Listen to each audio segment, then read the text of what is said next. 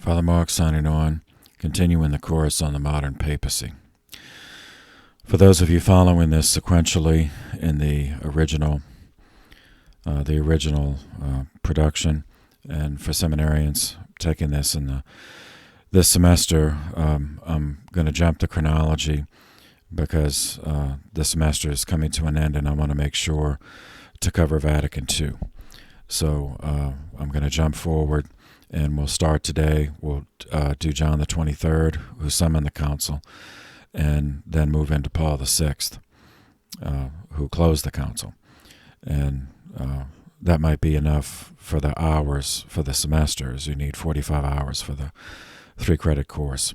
And for those of you, others just watching this for out of interest, I do hope to go back in and fill in the gaps. But since this is a course in the modern papacy for seminarians, I feel I have to cover the Second Vatican Council. So Pope Pius XII died at the Castel Gandolfo on October 9th, 1958, at the age of 82, after a reign of 19 years and 7 months. He developed, in his last days, he developed a hiccup that would not stop, and it turned out it was gastritis. So which was so severe his body could not absorb nourishment. So that's how he died.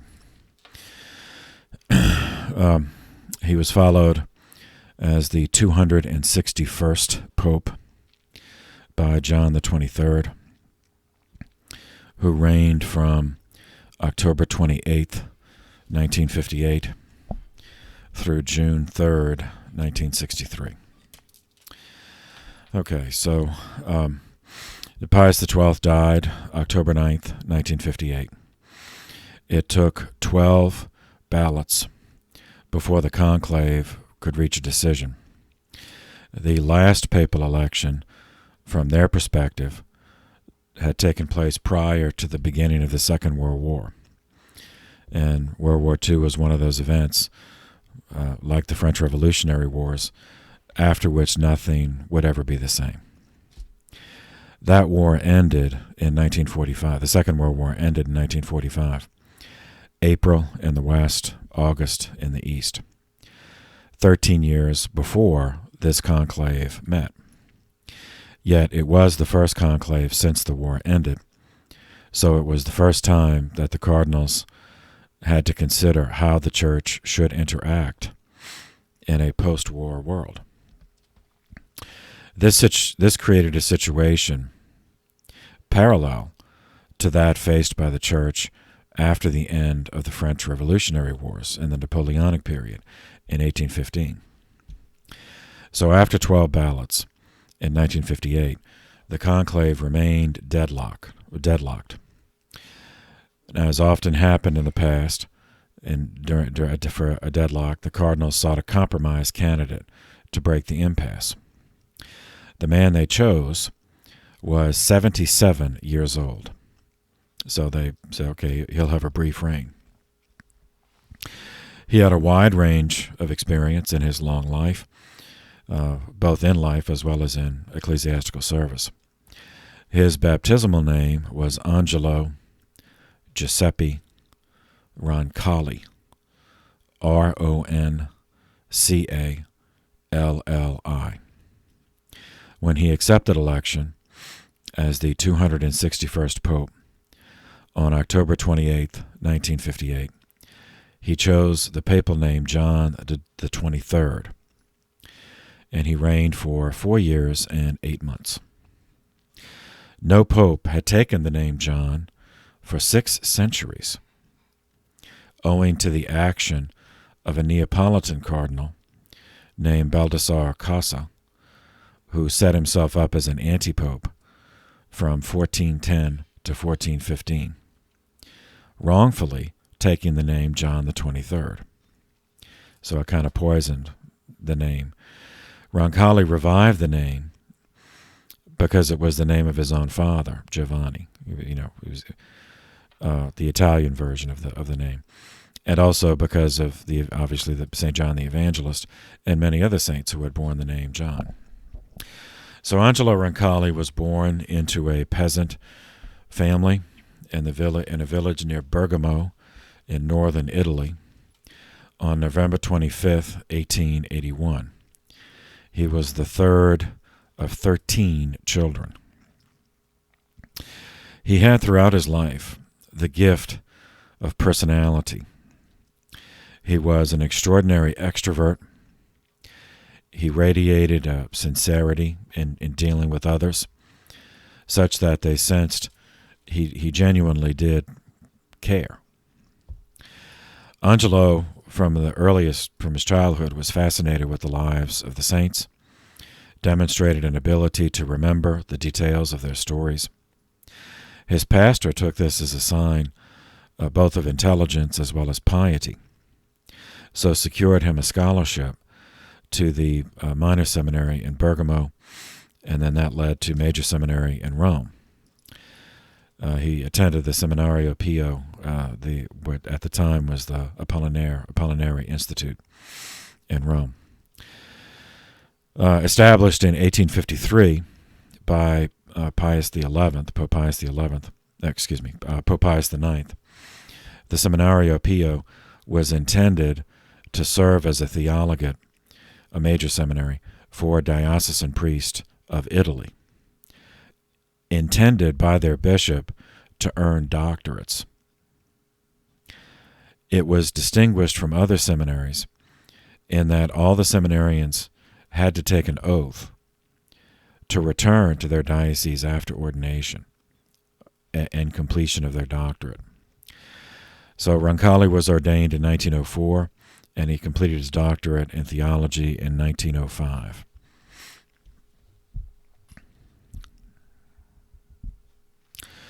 When he returned to his home diocese of Bergamo, the bishop was Giacomo Radini Tedeschi, Tadeschi. He appointed Angelo, the now father, Padre Angelo, as his personal secretary. As the bishop's secretary for the next 9 years, Roncalli came into contact with the other bishops of the region, as well as, of course, important figures in the Vatican. During this period, Roncalli also taught church history, at the local diocesan seminary, his alma mater, in Bergamo. There he developed a particular interest in how St. Charles Borromeo implemented the Council of Trent in northern Italy as Archbishop of Milan.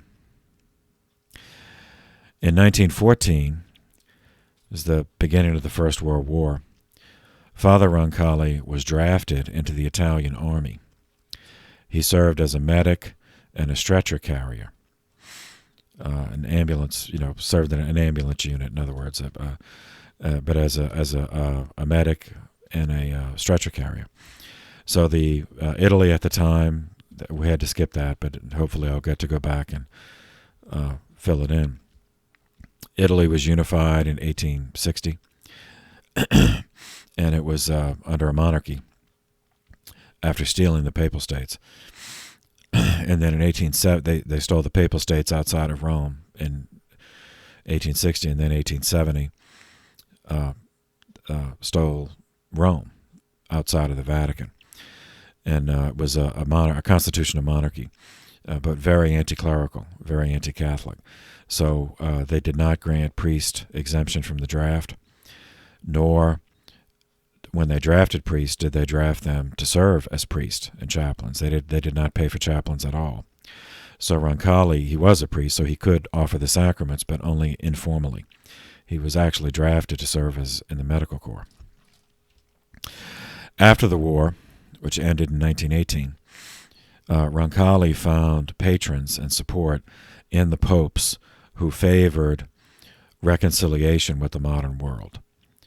We've seen the two different ecclesiologies, sort of the preservationist on one side, the fortress mentality, that the world, the secular world has given itself to Satan, it's the enemy, and the church is a fortress, a refuge for the faithful. Whereas the other ecclesiology could be called many things. They would probably call themselves progressive, or think of it as transformationist, in that they believed the role of the church was to become involved in the secular world and transform it from within. So John the 23rd was of the latter, ecclesiology. In 1921, Pope Benedict XV was Pope from 1914 to 1922.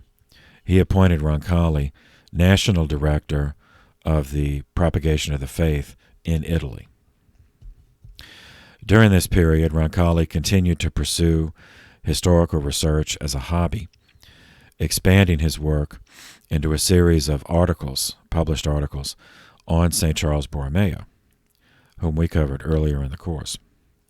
Since Borromeo spent his last years as Archbishop of Milan, Roncalli found it necessary to visit the Ambrosian Library in Milan to do research. There he met and befriended a priest who was at the time working as a paleographer in that library, whose name was Achille Ratti, R-A-T-T-I. In 1922, that guy, Achille Ratti, became Pope Pius XI. This relationship transformed Roncalli's life. In 1925, the new Pope, Pius XI, found himself in need of personnel to staff the many new diplomatic posts in Eastern Europe following the collapse of the European empires during the First World War. The Hohenzollern Empire, the German Empire, as well as the Habsburg Austro-Hungarian Empire, and the Russian Empire. All those collapsed in the First World War. And from those empires, new countries, or rather, in many cases, revivals of old countries that those empires had stolen. And so the church wanted to form diplomatic relations there to, look after the church's interest in those lands. Pius XI himself had been appointed nuncio to Poland by a previous pope, Benedict XV, for that very reason. As Pope, Pius XI remembered Roncalli, the priest with the interest in Borromeo, who periodically visited the Ambrosian Library. And Pius had been impressed with his scholarly pursuits because those were voluntary. That was not part of his job. Like, he was not assigned by his bishop to write a biography of Borromeo. He just did this on his own because he was interested, amid his other duties, which included teaching at the seminary in Bergamo and being national director of the propagation of the faith in Italy. And so, Pope Pius XI appointed Roncalli to the diplomatic corps of the church, giving him the position Apostolic Visitor to Bulgaria in 1925. Now that was the senior diplomatic post in Bulgaria, because Bulgaria had been one of those that was. But anyway, okay. So among his, so that was the highest level of diplomatic recognition in 1925 between the Holy See and Bulgaria. So among his many duties, Roncalli was charged with increasing that level of diplomatic recognition, with the goal of Bulgaria ultimately having full diplomatic relations with the Holy See, and so the highest ranking official would then be an apostolic nuncio. So that's the church's equivalent to an ambassador, a full ambassador. Roncalli ended up spending 9 years in Bulgaria from 1925 to 1934.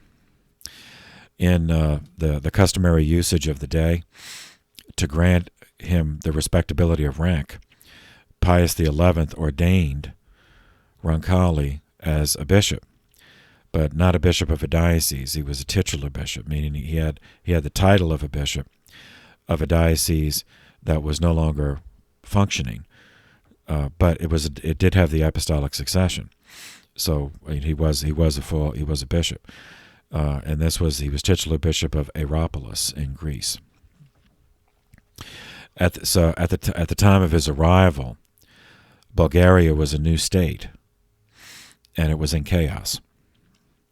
When the First World War ended in 1918, Bulgaria was taken over by radicals of the communist variety, who were calling themselves the People's Agrarian Union. See, because they cared about the people. This government, the People's Agrarian Union, was overthrown by the military, on the other side, the right wing, in 1925, and replaced by a military dictatorship along fascist lines. During the Second World War, they would, in fact, the Bulgarian fascists would, in fact, ally Bulgaria with Nazi Germany and fascist Italy, Hitler and Mussolini. These Bulgarian fascists conducted a campaign of extermination against communists in the country, which soon became mass murder of suspected communists, and soon after that became simply a domestic terror policy to cow the population into subservience. Roncalli was deeply repulsed by these atrocities, and he never lost his aversion for extreme right-wing ideology. And that's essential in understanding him. So this aspect of his life experience is essential in contextualizing his later perception as being soft on communism. So Roncalli, in Bulgaria, he had experience of living under fascist. He had never lived under communist. This Bulgarian period also brought Roncalli into regular contact with the Orthodox Church in Bulgaria, which were not in union with Rome. He had cordial, the informal, but still cordial, diplomatically that was informal, but personally he had cordial relationship and developed friendships with many of them. As the Bulgarian Orthodox, as well as he, they had a shared distaste for the direction Bulgarian society was taking under the fascist. This is another key aspect of his experience in understanding his ecumenical ecclesiology, his openness to the Orthodox as Pope, and his genuine desire to use the Second Vatican Council to facilitate reunion. Roncalli never managed to get the level of diplomatic relations elevated to that of nuncio, but he did manage to get it elevated 1 degree up from apostolic visitor to apostolic delegate in 1931. Considering what he was dealing with, that was about all one could reasonably expect.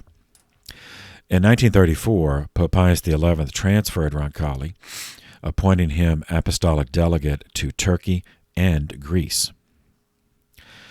At the time, Turkey was governed by a fascist-style military dictatorship masquerading as a republic. So we've seen that game. Both the extreme left and extreme right have played that game, calling their government a republic. In this case, it was led by Mustafa Kemal. And in 1934, Turkey and Greece had just concluded a war against each other, which Greece lost, and nearly 500,000 Greeks died. This left Greek society in shambles and led to an endless, violent, cyclical strife in Greece, following the pendulum effect between the fascist on the extreme right-wing militarist and the communist on the extreme left. All of this was interrupted by the Second World War in September of 1939. And Roncalli was still in this position during the Second World War. Roncalli has been considered by some groups, at least two I know of, one is the Wallenberg Foundation, and the other was one I know is the Wallenberg Foundation recognizes him as a Yad Vashem, as a righteous Gentile, for his efforts on behalf of Jews during the Second World War. Example, Roncalli used the term Operation Baptism to describe these efforts. When the Nazis moved into southeastern Europe, Roncalli used the contacts he established in Bulgaria to facilitate the sort of an underground railroad movement of Jews from Hungary and Romania to neutral nations. A second initiative, or really connected, but another aspect of it for those who needed it, was to use the Vatican's diplomatic couriers to transport thousands of forged baptismal certificates to allow Jews to pass themselves off as Catholics, and in order to try to protect them from roundups, from Nazi roundups. By some estimates, through this underground network, Roncalli was personally responsible for saving 120,000 Jews from extermination. This experience, seeing the Nazis at work, only magnified Roncalli's mistrust of extreme right-wing ideologies in general, and militarist governments in particular. On December 22nd, 1944, Pope Pius XII, Pope number 260, who was Pope from 1939 to 1958, promoted Roncalli to the position of Apostolic Nuncio to France. That is the highest level. That's the full ambassador. That's the highest level ambassador that the Church has. And that's a position he held for 9 years. And there was a time in Church history when France was considered a prestigious diplomatic appointment. But Roncalli went at a time when it was not at all desirable. It was a time of maximum chaos. This was only 6 months after the Allied invasion of Normandy, the Allied invasion of France. And the war was still going on. This is December of 44, so that the war didn't end until 45. So he's assigned there during the war, while fighting is still taking place in France. Roncalli was the first nuncio to France since the Nazi invasion of France in 1939. So Roncalli, had to deal with issues specific to that context, namely the issue of collaborators, especially meaning those French people who collaborated with the Nazis, especially in southern France, where a French Nazi government, a puppet government, had been established at Vichy. The capital of Vichy is a place. It was so that the capital was so like the Nazis, the German Nazis directly occupied northern France. But then southern France, they set up a puppet government.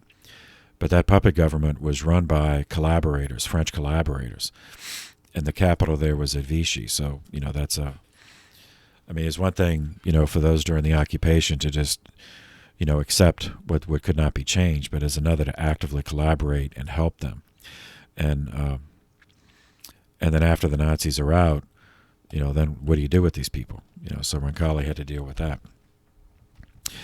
In coping with bishops, specifically with bishops who were accused of having collaborated with the Nazis, Roncalli met with each one of them personally, and he persuaded them all to retire on their own, to request retirement and then leave the country, to retire outside of the country. Now, as the Allies continued to win victories, and then the German border was breached, by the from the west, and then from the Russians in the east, the issue of German prisoners of war emerged as a problem, particularly after the discovery of the barbaric treatment that the Nazis had given to their own POWs. Now, Roncalli did not have power to halt all of the reprisals against Nazi prisoners, but he did manage to get the government, the French government, to agree to allow German soldiers who had been seminarians in Germany, but had been forcibly drafted into the German army, to continue. He persuaded the French government to allow them to continue their theological studies and priestly formation in France. Now, they could not attend existing seminaries with French students. I mean, it was just too soon, to expect that. So Roncalli set up a special seminary for them in the town of Chartres. Roncalli was given an additional task to serve as Vatican observer to the new United Nations in 1952. The idea for this was before 52. It was right after the war. First, the United Nations was first in London, then in New York, where it still is. And in 52, he was the first Vatican observer assigned there. He became interested in UNESCO, which is an acronym for United Nations Educational, Scientific, and Cultural Organization, UNESCO. He was interested in it because of its stated purpose, being promoting international cooperation and cultural exchange. The following year, 1953, Roncalli's life changed dramatically. On January 12th, he was appointed to the College of Cardinals.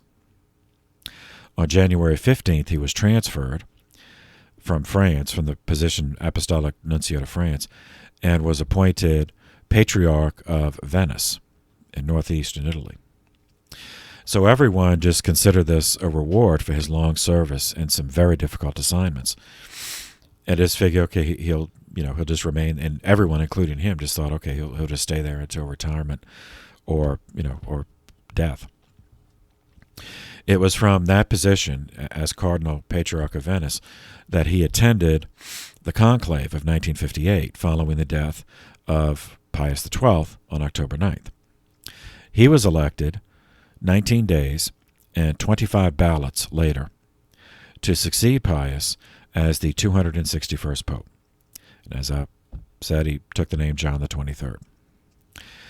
His first act as Pope, well, I shouldn't say, among his first acts as Pope was to abolish the rule of Pope Sixtus V, who was Pope from 1585 to 1590, which said, Sixtus V set the maximum number of members in the College of Cardinals at 70.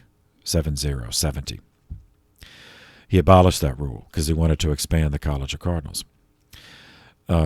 Specifically, he wanted to appoint cardinals from non-Western nations. But he did not want to, take a guy who was currently a cardinal and throw him out of the college. I mean, that has been done in history, but it was usually as for cause, not just to make room for somebody else. So he just changed that rule. We can have more than 70 cardinals. So he raised the number to 87. I mean, he didn't say 87 was the limit. He just kept appointing non-Western cardinals until the number got up to 87. On the 20th of January, 1959, Pope John the 23rd, in a private discussion with his Secretary of State, the Papal Secretary of State, floated an idea to summon a church council. The Secretary of State was Cardinal Domenico Tardini. So the first name, Domenico. Tardini, Tardini.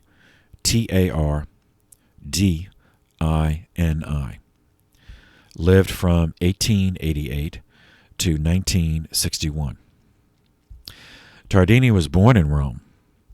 He attended seminary at the Lateran, St. John Lateran, which was and still is the cathedral of the church, the Cathedral of the Pope in his capacity as Bishop of Rome.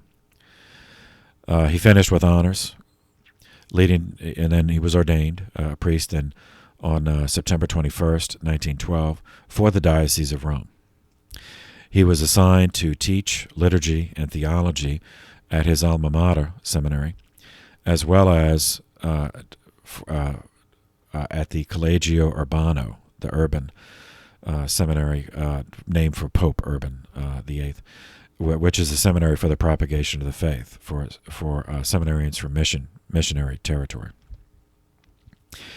In 1921, Tardini was assigned to the Congregation of Ordinary Ecclesiastical Affairs, which was to function in ordinary administrative work, correspondence, that kind of stuff. Naturally possessing a methodical mind and a balanced personality, Tardini impressed upper echelons with his quiet efficiency. He was punished for these qualities in 1925 when Pope Pius XI gave him more jobs, because the wheel of woe has many spokes. He gave him the additional assignment of working with the New Catholic Action Movement, which involved him in endlessly multiplying meetings as the movement grew. But he managed it. He was just one of those who was a naturally organized person. He managed to do it, as well as continue to fulfill his other administrative duties, which eventually, naturally, inevitably, brought him additional punishment. In 1944, the Cardinal Secretary of State, Cardinal Luigi Maglione, died, and Pope Pius XII did not fill the position. Instead, Pius XII preferred to act himself as the official Secretary of State. And that's the position he had before being elected Pope. Yet, the Secretariat of State, that office had a broad range of responsibilities that required daily attention. That's beyond a Pope just couldn't do all of that. So, Pius XII appointed Tardini as Pro-Secretary of State to handle the administration of foreign affairs, and appointed Giovanni Montini, who's the future Pope Paul VI, as Pro-Secretary of State to handle internal affairs. So Tardini, foreign affairs, Montini, internal affairs. In 1958, knowing Tardini's reputation for efficiency, the newly elected Pope John XXIII translated the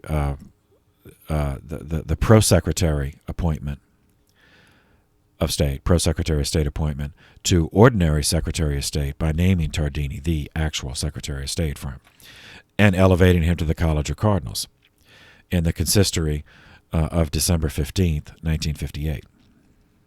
So, with that background, this is the guy that John XXIII had a private conversation with on January 15th, 1959. Pope John privately confided to Tardini his wish to summon a church council. Tardini responded with the gracious aplomb of a curial officer that, of course, he would welcome and support any initiative of the Holy Father. So Tardini thought the idea simply a notion for ongoing conversations, which may or may not go anywhere, and he proceeded, with his going back to his regular duties, and made plans for Pope John to close the church octave for Christian unity, which was an 8-day sort of vigil prayer for Christian unity. So John was going to close it on January 25th, 1959, at the Basilica of St. Paul outside the walls in Rome. Well, outside the walls of Rome. So it's for church unity, and St. Paul is the great missionary to the Gentiles, so that's the logic of why it was there instead of in St. Peter's. So this practice of prayers for church reunion, ecumenical reunion, originated with an American Anglican priest in 1908. It had been ignored by John's predecessors as Pope, but he had been celebrating it as a bishop since his time in Istanbul. And he wanted it done in Rome, and since he was Pope now, okay, so it's being done in Rome. Tardini made the arrangements thinking it would just be a pastoral visitation with non-Catholic guests, followed by photo ops and a social. The only hint that Pope John was going to do something other than that, other than just a regular visitation, was in a passing comment to Tardini that Pope John wished his prepared remarks to eliminate use of the word return when expressing the desire for unification, and instead use the word invitation. So instead of praying that the Orthodox and the Anglicans and the Lutherans return to the church, John wanted it rephrased, say that, he was there to invite the Orthodox, the Anglicans, etc., to become one, to restore, to become one, not restore it or return, because he didn't, That's it. That's the only hint Tardini had that he might have something else in mind. Then Pope John's second major act. This led to his second major act as Pope. The first was raising the number of the College of Cardinals and started appointing many non-Western cardinals. So this is the second major act, and it changed history. And we are still living with it. Seminarians, the church you're going to serve is a result of this.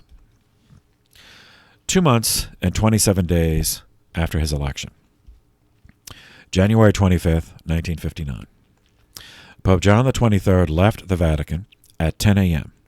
for the trip to St. Paul outside the walls to close the octave of Christian unity. 17 cardinals had RSVP'd, informing Tardini that they also would attend.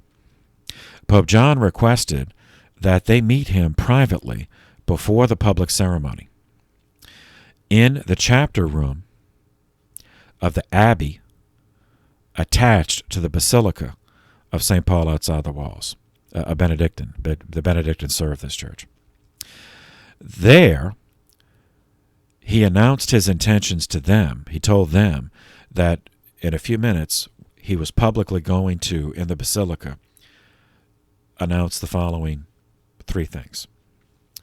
First, that he was summoning a synod for the Diocese of Rome. Second, he was summoning an ecumenical council of the Universal Church, which would be the 21st council, counting Nicaea 1 and 325 as the first. This is going to be the 21st.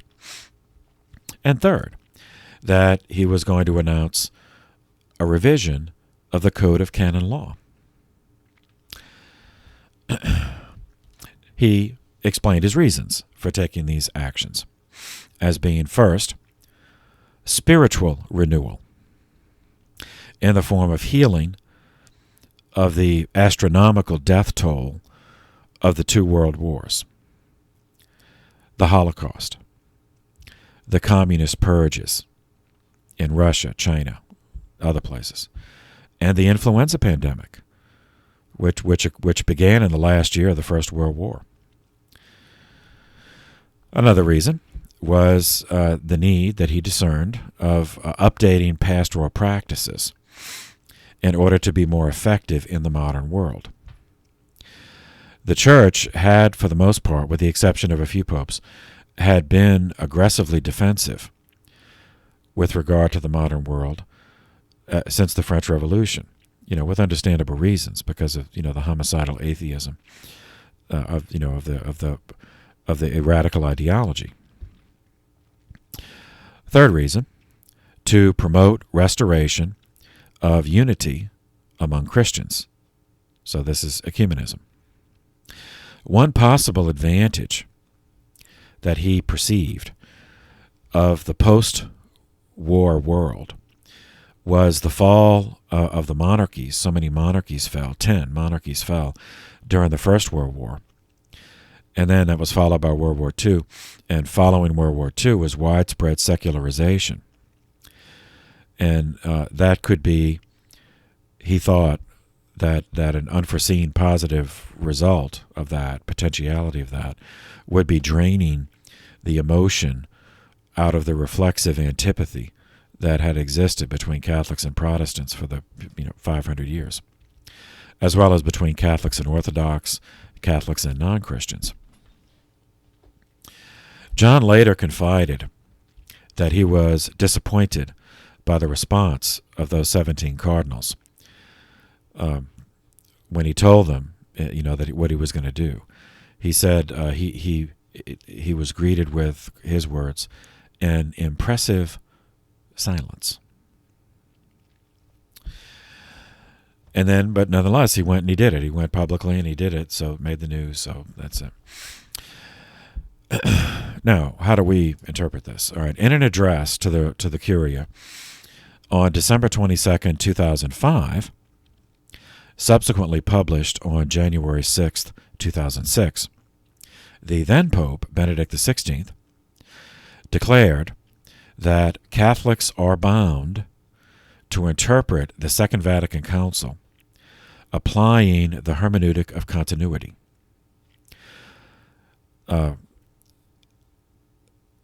Placing the 21st Council, Vatican II, within the history and tradition of the previous 20 councils, as well as the previous, 2 millennia of church history. Identifying John the 23rd as himself applying a legitimate hermeneutic. Hermeneutic just means a method of interpretation. Legitimate hermeneutic of reform, but reforming continuity in keeping with the Patron office. Benedict XVI enumerated 3 categories in the milieu of the time, which the council had to address. And Benedict was alive, for the Vatican II. He was a priest, and actually he attended as a peritus. So the 3 categories of challenge that the council had to address. First, the relationship between faith and modern science. And we've seen that developing, from earlier in the course, especially during the Enlightenment. Second, a new definition of the relationship between the church and the modern state. As increasingly, governments were becoming secular, just not religious at all. Third, the issue of religious tolerance. Specifically, formulating a new definition of the relationship between the Christian faith and other religions of the world, notably in light of the Nazi atrocities. And a definition, within that, it's taking specifically, reformulating the orientation of the church toward Judaism, since Jews had been so specifically targeted. And proportionally, 6 million out of the population of Jews in Europe, had just been exterminated, deliberately so, hunted down and exterminated. The Vatican II met for 4 periods, but it must be covered in 5 because of the importance of the period of preparation. This preparation lasted from May 17th, 1959, until October of 1962. So the first of those dates, May 17th, 1959. Pope John the 23rd established the Ante-Preparatory Commission. So this is spelled ANTE hyphen Preparatory Commission. So it's not anti-ANTI, it's anti-ANTE. All right, so the distinction is anti-ANTI means against. But ante, A-N-T-E, means before. So like antebellum means before the war. Antecedent means before. So ante-preparatory commission, this is the pre-preparatory commission. And it was under the master organizer, Cardinal Domenico Tardini. And John was confident in his trust that Tardini was capable of omnibus perpensis, of thinking of all things.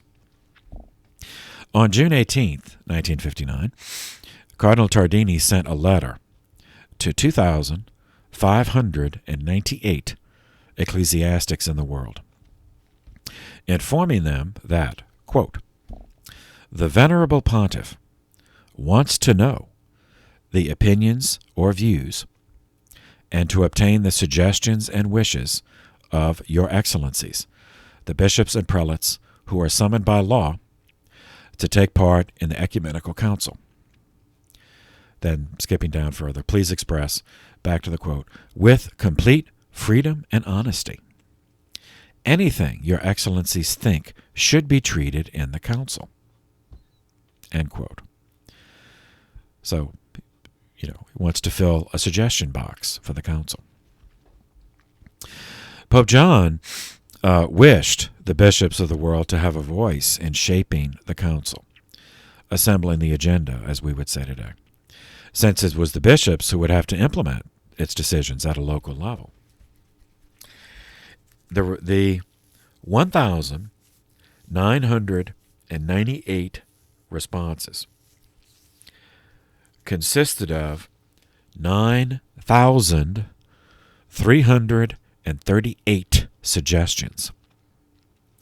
The length of those suggestions ranged from the shortest 6 lines, from the Bishop of Wollongong, Australia, to the longest reply being 27 pages from the Cardinal Archbishop of Guadalajara, Mexico.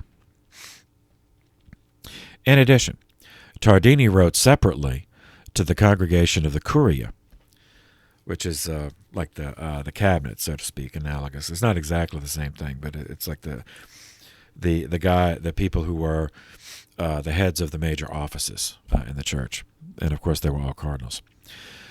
So Tardini wrote separately to them, the same thing though, asking them, which added another 400 pages to the replies.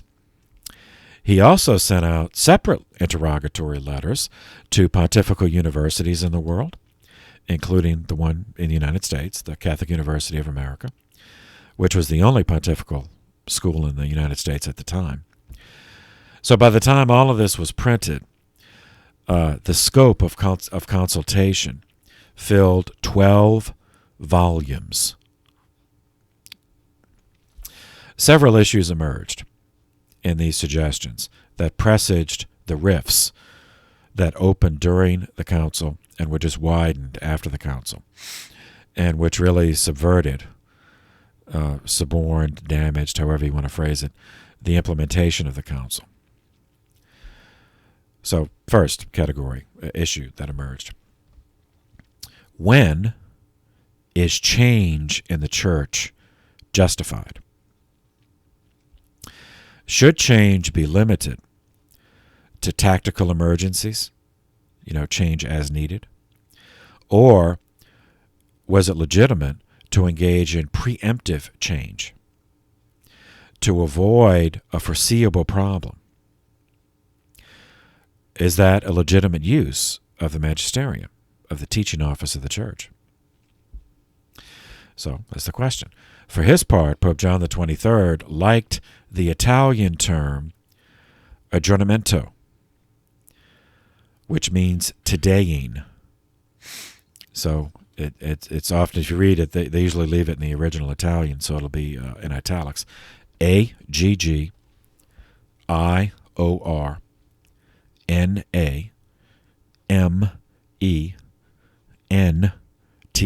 aggiornamento, means todaying. The term became popular, but did not adequately define it was an answer to the question, John's answer to the question, but it did not adequately define the attitude of the conciliar magisterium to the essential question of how the past relates to the present.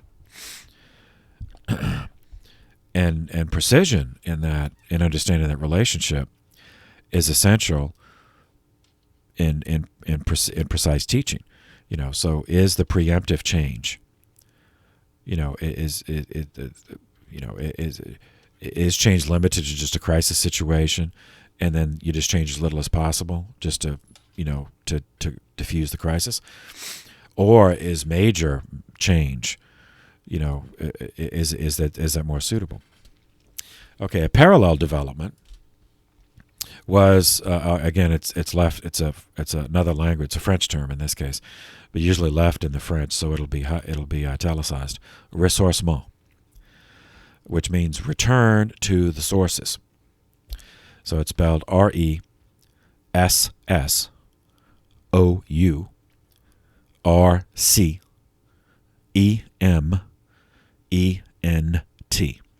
Ressourcement.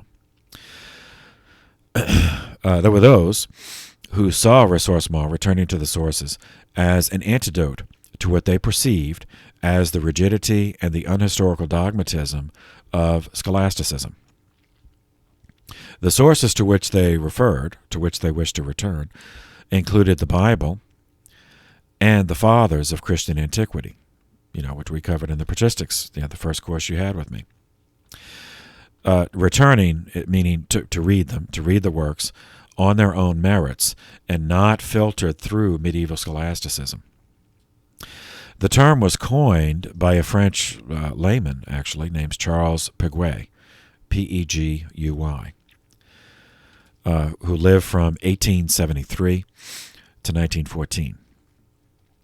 He wrote in 1909, quote, "It is impossible to write ancient history because we do not have enough sources. It is impossible to write modern history because we have too many." In 1905, he wrote, quote, "It will never be known what acts of cowardice have been committed for fear of not looking sufficiently progressive." The concept of ressourcement was given currency in religious intellectual circles by the Dominican theologian Yves Congar. The Yves is spelled Y-V-E-S, and Congar is C-O-N-G-A-R. Lived from 1905 to 1995. And he died as a cardinal. So we're going to meet this guy again. Tension endured between those exponents of aggiornamento, which taken to an extreme, or there were those who accused them of taking it to the extreme of presentism, the scholarly, the intellectual error of reading the past into the present, losing the context of the past and reducing it to a caricature. Ressourcement, taken to an extreme, or at least those who accused exponents of ressourcement of going to an extreme, led to ahistorical abstractions in which church teaching kind of floated as statements without the needed background to understand why they remain important. So all that's just one category of tension. A second one, posed as a question: what is the internal dynamic of the magisterium while a council is in session? Meaning that the teaching, how should the church teach, or should it teach at all while the council is in session? Or should it just wait until after the council is over? The previous council, Vatican I, the previous from their perspective, ended prematurely in 1870. It was never completed. Because Rome was invaded. the Kingdom of Italy invaded Rome and stole it from the Holy See. And so the Pope at the time, Pius IX, sent all the bishops home because he was afraid they would end up being hostages. And so Vatican I never met again. The council before that, the Council of Trent, ended in 1563, when the Church was engaged in multiple wars against the Protestants. And that's not metaphorical wars. I mean, there were multiple Catholic nations that were actively in a state of armed conflict against Protestant nations, and internally, civil wars internally, against Protestant populations within their countries. Well, in 1959, so I'm saying like those precedents were not helpful in answering that question about the role of the magisterium during a council, because in 1959 the world was very different. The world was certainly not at peace, yet the Church was not facing an imminent physical threat as it had been during the Protestant wars. And over 2,000 prelates and periti, theological experts, were free to travel to Rome once a year for years to debate these things. Yet, left unanswered was the relationship in the magisterium between the bishops and the Roman Curia, the cardinals in Rome, during a council, as well as the relationship of the Pope to the council while it is in session, and the way the faithful were expected to receive the final teachings of the council in the changed sociocultural milieu of the post-World Wars world. So over the course of the council, Vatican II, the popes, John the 23rd, and then the next Paul VI, intervened, and they took 3 issues off the agenda, meaning they exercised their executive power, so to speak, their Petrine authority, to prohibit the bishops and the council from considering three things. First, the issue of clerical celibacy. Second, the issue of artificial birth control. Third, the issue of reform of the Roman Curia, meaning the administration of the Holy See.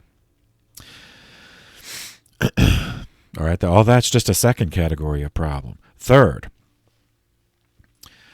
category, the relationship of church and state, has been a problem throughout church history since the very first course you had with me, when Jesus was born in his earthly existence into the Roman Empire, which was pagan, and of course soldiers of that empire are the ones who murdered him. In 1959, the living memory of the bishops who attended the council, I mean, they remembered this personally, not just as historical things they read. The living memory of this perennial church-state conflict included the loss of the privileged status the church had enjoyed under the Catholic monarchies that fell, during the war, such as Austria-Hungary, which was a Catholic monarchy, and so that fell. And the replacement countries did not grant the same privileged status. Catholicism was not the established church in all of the successor countries to the Austro-Hungarian Empire, as the church had been when the empire still existed. Further, the attitude which the church should take toward the prevailing Western attitude of religious freedom versus the old scholastic view that error has no rights, and no one has a right to speak publicly something that is erroneous. That was the older view, whereas the Western view that was emerging, in 1959 during the preparatory period, was that the censorship and suppression of speech by both the extreme left and right, by the Nazis on one side, the communists on the other, that was so abhorrent that maximum freedom of speech was the preference. Further, the active persecution of the church in the new communist collectives that had appeared with regularity since 1917 all over the world, Latin America, Asia, Africa, and more so in 1959, was developing, and there would be more afterward, into the 60s and 70s, and really 80s too, is the decolonization. As former colonies in Asia, Africa, Latin America, breaking away from their European, mother countries or founding countries, or in the case of Latin America, they had broken away in the 19th century, but in the post-World War II, then those countries were once again caught in the middle between the United States and the Soviet Union, between the capitalist democratic ideology of the United States as opposed to the communist collectivist ideology of the Soviet Union. Further issue is the linguistic style. How does one write, explain things, in addressing this new world? Previous councils had employed canons, very concise statements, which concluded with the declarative, that those who refuse to believe this statement are anathema, meaning they are standing outside of the church. Pope John made the decision that he did not want the final documents phrased that way. He did not want any anathemas in the final documents. Instead, his choice was for a pastoral language rather than command language. So rather than anathema, he wanted words like dialogue and partnership. John, in this period, this pre-preparatory period, created 10 commissions to review the 9,338 suggestions and to divide them up into 10 schema, or which are outlines. The schema, like a schematic, that there would be outlines into 10 outlines. And his initial thought was that those 10 outlines would be the basis for 10 documents that the council would produce on theology, bishops, the rest of the clergy, priests, the rest of the clergy. Fourth, religious orders of men and women. The sacraments, liturgy, seminaries, the Eastern churches, the missions, and the laity. The first commission, the Theological Commission, was led by the prefect of the Holy Office. The Holy Office is now the Congregation for the Doctrine of the Faith, the CDF. The prefect at the time was Cardinal Alfredo Ottaviani, Ottaviani,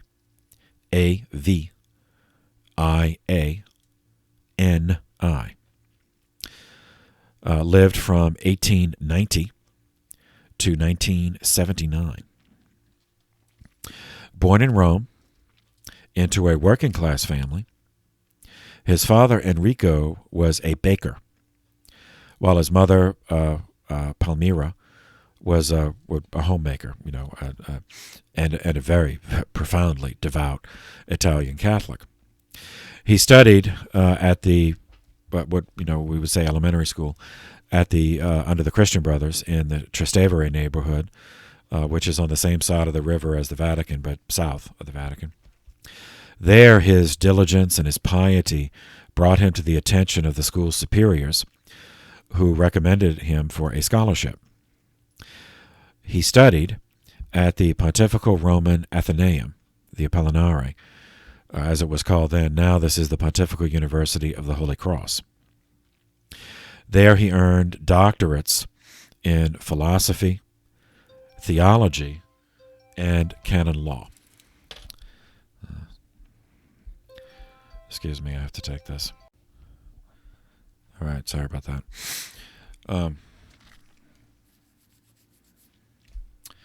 Doctorates in philosophy, theology, and canon law. He was ordained a priest for the Diocese of Rome on March 18th, 1916. He was elevated to the College of Cardinals on January 12th, 1953. The motto on his coat of arms was Semper Idem, always the same. 3 days later, January 15th, 1953, he was appointed pro-secretary to the Congregation of the Holy Office, and then became secretary on November 7th, 1959. But became in charge of it in 59.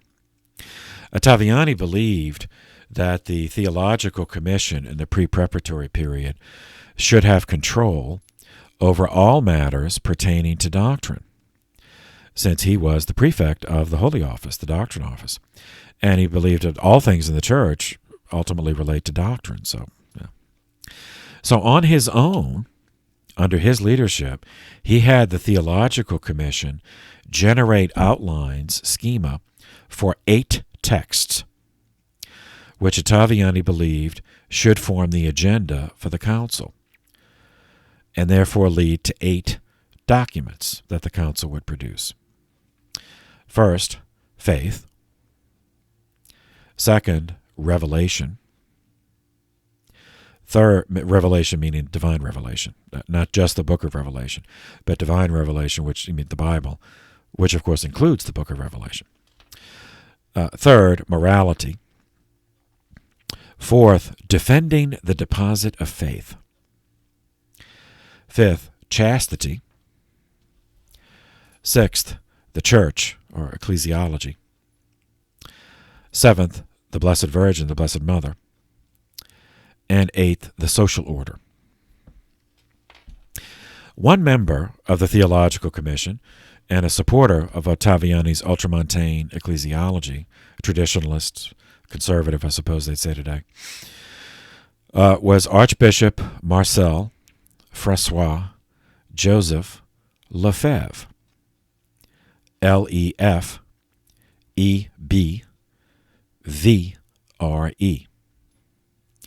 who lived from 1905 to 1991.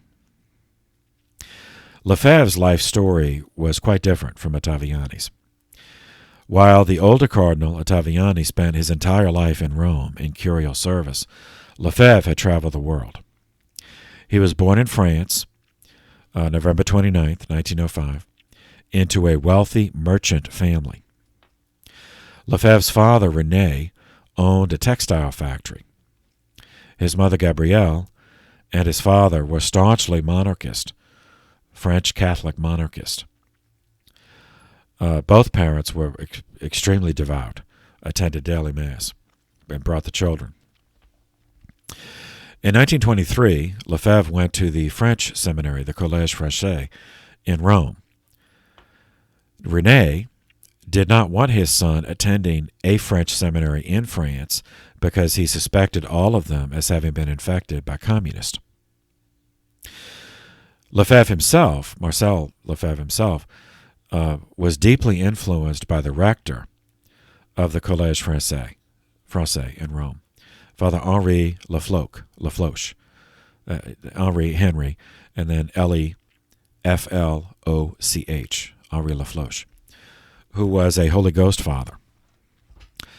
Lafloche was chaplain to a conservative group which advocated military action to restore the monarchy in France. Eventually, Lafloche was relieved of his position as rector of the Collège Français at the request of the French government. Nevertheless, Marcel Lefebvre always admired him. In adherence to French law, Lefebvre's seminary studies were interrupted. Under the Third French Republic, it was they had an obligation, but after they finished minor seminary, then they were required by law to submit to military service for 2 years. And then only then could they return for major seminary. So in his case, it was 1926 and 1927. And then he returned. He went to major seminary, finished, was ordained a priest for the Diocese of Lille, Lille, by its bishop, who was later Cardinal Achille Lennart, Lienart, whom we will meet again. Lefebvre returned to Rome to complete a doctorate in theology in July of 1930. 2 years later, in 1932, at his own request, Lennart at Lefebvre's request, the Bishop Leonard released Lefebvre and from the diocese and allowed him to join the Holy Ghost Fathers, which was a missionary congregation. He was assigned to Gabon in Africa, where he initially served in mission parishes and as a teacher. Ironically, this assignment saved Lefebvre's life. In 1940, I say ironically because normally you think, the missionaries, the missionary life is more dangerous, and the death rate, of missionaries was much higher, either from disease or, from persecution. But in this case, it turned out to be safer because in 1940, France was invaded and occupied by the Nazis. His father, René, refused to collaborate with the Nazis, so the Nazis stole his family's factory.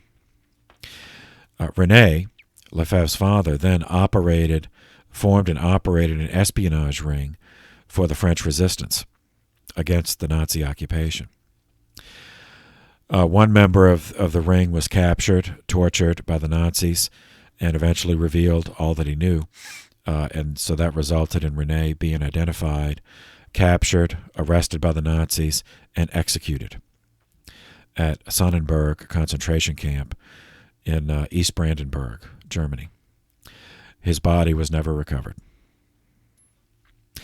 After the war, Pope Pius XII appointed Marcel Lefebvre, the guy we're talking about, as Vicar Apostolic of Dakar in Senegal, on the southwest Atlantic bulge of the African continent. Appointed him to that position on June 12, 1947.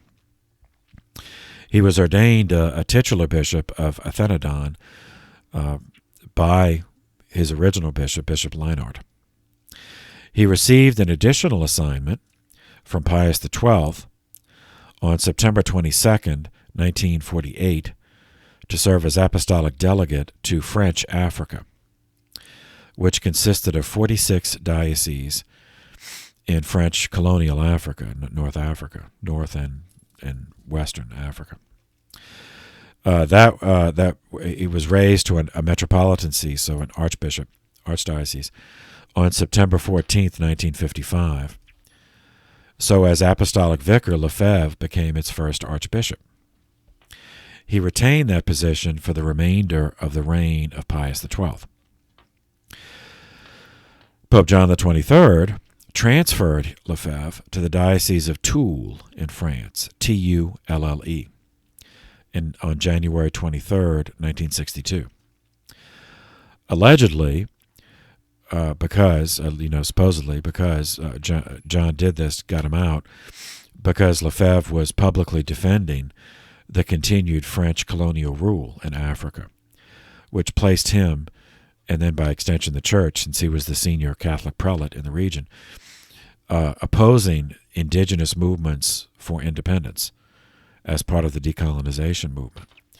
And John XXIII supported that. So he, could not have the senior Catholic prelate there advocating the opposite, continued colonialization. Nevertheless, the Holy Ghost Fathers expressed their continued confidence in him, in Lefebvre, and the General Chapter elected him Superior General of the Order on July 26, 1962, and in that capacity he attended Vatican II. In the end, this Lefebvre would leave the Church, while Ottaviani remained in the Church. Lefebvre refused to bend to demands by the Holy Ghost Fathers for changes after Vatican II. So Lefebvre resigned his position as superior in 1968. In 1970, Lefebvre established the Society of St. Pius X in Ecune, Switzerland. He conducted the first priestly ordinations for this group in 1976, which were valid as he was an ordained bishop. But Lefebvre went into schism in 1988 for ordaining 4 bishops without papal approval. He died unreconciled on March 25th, 1991, still in Switzerland, but in a different place, in Martigny, Switzerland. In 2009, Pope Benedict XVI lifted the excommunications on the 4 bishops. Of course, Lefebvre himself was dead, but on the 4 bishops that he ordained. Other cardinals, in the pre-preparatory period of the council, quickly perceived Ottaviani's strategy, attempting to take control of the council's agenda. One of those who perceived it and opposed it was a Jesuit cardinal, Augustin Bea, B-E-A. Lived from 1881 to 1968. He was appointed the founding head of the Secretariat for Christian Unity, a secretariat that John XXIII had just created for the purpose of promoting ecumenism. So Cardinal Bea, went to John XXIII behind Ottaviani's back and warned the Pope that Ottaviani was going to turn Vatican II into nothing more than a repetition of Vatican I, condemning the modern world. So this guy, Augustin Bea, was born in Baden-Württemberg, Germany. His father was a carpenter, so ironically, like Ottaviani, he was born into the working class. Bea joined the Jesuits in 1902. The Jesuits sent him for studies in Freiburg, Innsbruck, Berlin, and the Netherlands, where he proved to be a talented and motivated student. Ordained a priest for the society on August 25th, 1912, Bea completed a doctorate in biblical studies 2 years later in 1914. Began teaching scripture at Valkenburg. He served as Jesuit provincial in Germany from 1921 to 1924. Then as superior of a Jesuit house of formation in Rome from 1924 to 1928. There, overlapping that, he also began teaching at the Pontifical Biblical Institute, the Biblicum.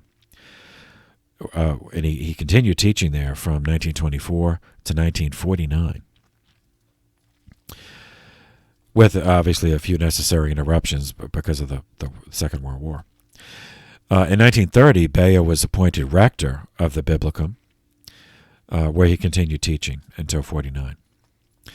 Raised to the rank of cardinal by John XXIII in the consistory of December 14th, 1959. 7 months later, on June 6th, 1960, John XXIII appointed him, Bea, as the first prefect of the newly created Secretariat for Promoting Christian Unity. It was renamed by a later pope, now Saint John Paul II, in 1988 as the Pontifical Council for Promoting Christian Unity. Bea was ordained a bishop 2 years later on April 5th, 1962, and consecrated by Pope John XXIII himself in the Roman Cathedral, St. John Lateran, on April 19th. Bea outlived John XXIII, and he was one of the cardinals who elected Montini as Paul VI in 1963. Bea died in Rome in 1968 on November 16th of a bronchial infection at the age of 87. But rewinding to the pre-preparatory period, when Cardinal Bea informed Pope John XXIII that Cardinal Ottaviani was attempting to take control of the council's agenda, he would not allow that to continue. Yet he wanted to avoid a confrontation between the two cardinals. So, Pope John told Cardinal Bea that he also could prepare a set of schema to serve as an agenda for the council, which Bea did, producing four schema, or schemae, one on Scripture, Second, on membership in the church. Third, on the authority of bishops. And fourth, on religious freedom. John did not want to appear to be taking sides between, in today's terms, the liberal Cardinal Bea and the conservative Cardinal Ottaviani. Yet, he also needed to make known his views to the bishops in order for the council to proceed in the way that he wanted it to. So his solution was to publish an encyclical. And we'll pause there because we've been going over an hour. So we'll pause there and then pick up with that encyclical next time, and that's Ad Cathedram in 1959.